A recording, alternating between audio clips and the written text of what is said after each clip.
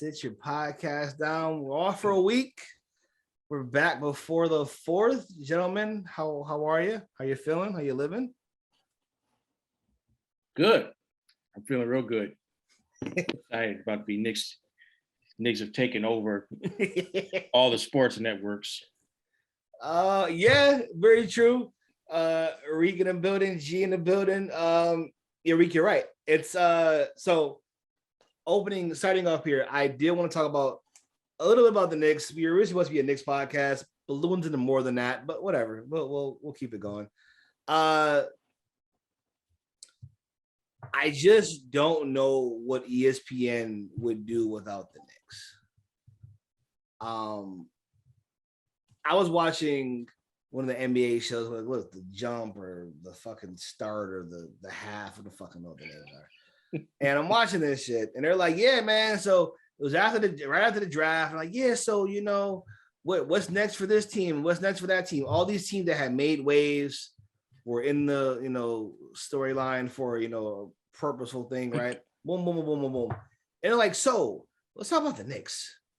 And I was thinking in my head, I was arguing with somebody who else is a fan of another team. I said, "This is what we're talking about. These teams that are at the top of the draft got these potentially, generational talents, right? Maybe the star player of their team. Some teams trade and got a bunch of players.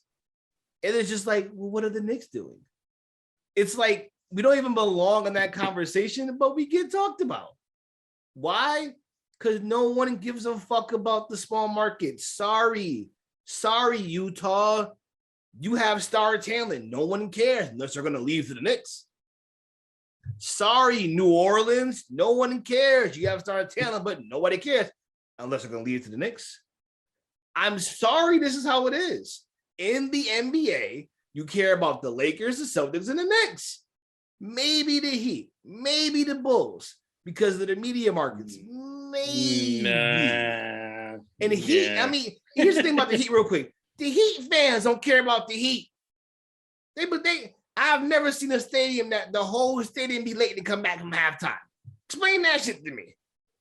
Y'all don't care. It's South Beach. You're doing other things. I've been to Heat games in Miami during the Heatles era, and they weren't sold out.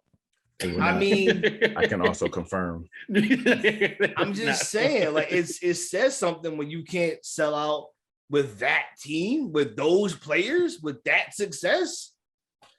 So I was watching the first take, and they had some interesting takes about this as well. With the Jalen Brunson potential supposedly done deal already thing. Yeah, y'all let me know when y'all done with this Knicks talk, man. Listen, it's actual news. He was one of the top free agents that was out.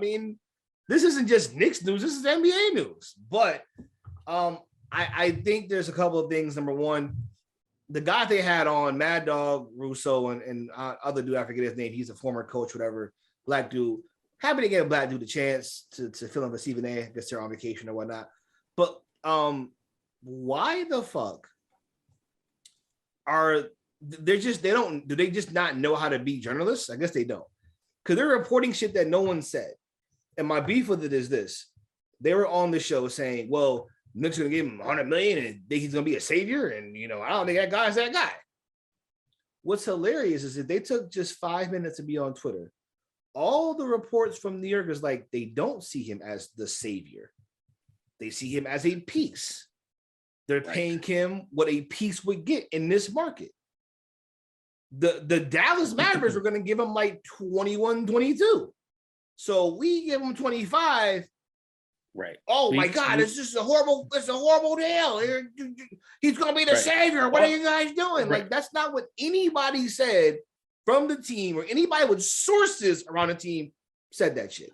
So why are you on ESPN talking about the Knicks are gonna be awful forever because they're doing? You know why? Because Knicks for clicks. Because if you rile up the fan base, we're gonna get views. Because no one gives a fuck about our other shitty takes. They care about the Knicks takes. I just thought it was funny because, again, for a team that hasn't been relevant in their ones in 30 years, and since they got the draft from Patrick Ewing, and you guys are trash, and Dolan's a horrible person, then why do you keep covering us? Because you keep the lights on over there. We keep we keep the you have lights stock. on. You have stock in MSG right now. Good job. You know why? Because the rest of your coverage sucks, and no one cares. Every sports show today literally starting out with the Brunson deal. Jalen Brunson.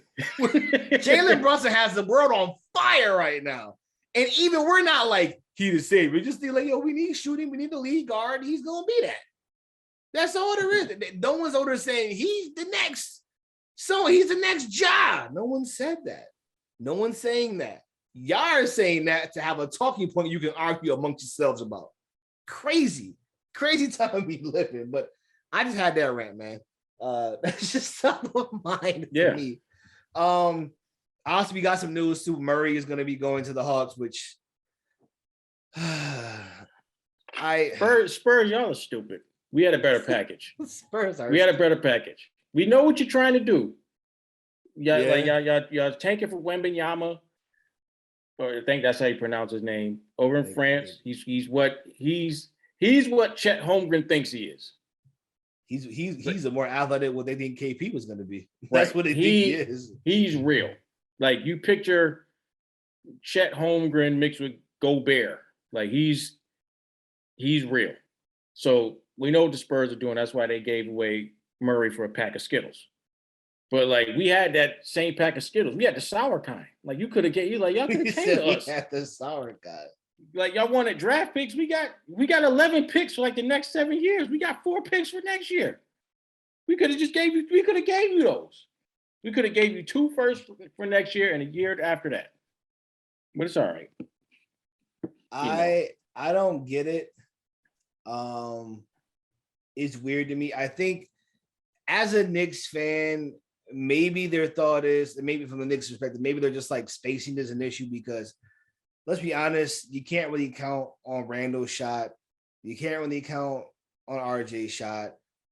I mean, and if you're gonna keep them, at least initially, those 3 guys that you really can't count on for spacing, and then it will be on Brunson to be amazing because then it's like he has no space. He's the only one that can shoot. So then it does become an issue. So I get that, but in my mind, I think what I would have liked to see the Murray deal come through potentially is because I think it means you have to move Randall. Because they're not going to move RJ, that's fine. But I think that essentially means Randall and probably even Fournier are gone because you want those 3 starting, which is 1, 2, and 3, which means Fournier got to go. Not giving you, $70 million bill on a bench somewhere. You got to go. Means Grimes gets more time, fine, because maybe you let Grimes off the bench. And Randall has to go. Yeah. Because you can't shoot. I actually saw something today. Somebody proposed this deal, and I think it has a little bit of legs. Randall for Mikal Bridges in Phoenix. Really? I did. Bridges? Do you think they give him up for Randall? I think they letting Ayton go. I was thinking Ayton was the move until I heard the Mitch news that he's probably coming back for 15 a year. That's what I thought. When I heard nothing on Mitch, and I knew they wanted to get, and I knew Phoenix didn't like Ayton. They don't want to pay him. They don't think he's a franchise guy, which is fine. I'll take him. I thought Randall for him was going to be the move. We're going to tell Mitch, hey, get down or lay down. Either you taking this 5, 6, 8, 9 mil a year, or you out of here, pretty much. And if they didn't, okay, cool. We'll let Ayton be a starter and Sims be his backup. Cool with us. Because they did, and I think that's out there too. I didn't see Ayton for Knicks, but I wouldn't rule it out. I think that could be an idea, Randall for Ayton, and I wouldn't be mad at Randall for Bridges. I would love Randall for Bridges and let Obi start. Oh my god, right. Yeah, hell yeah, right. Because now you got 2 wings that play defense. Yep, you got Obi. We got Biggs. You got Brunson at the point. I like that lineup, but we'll see what happens. Pretty good in media. We know y'all going to cover our every move since y'all just like to hate. We offered Brunson $5 more million than the Mavs did, and we're stupid. To me, it doesn't make sense because I mean they were saying it. I think with that money, he'd be like the 16th highest paid point guard in the league. was like, is that bad money for like Terry Rozier got a bigger contract and did way less.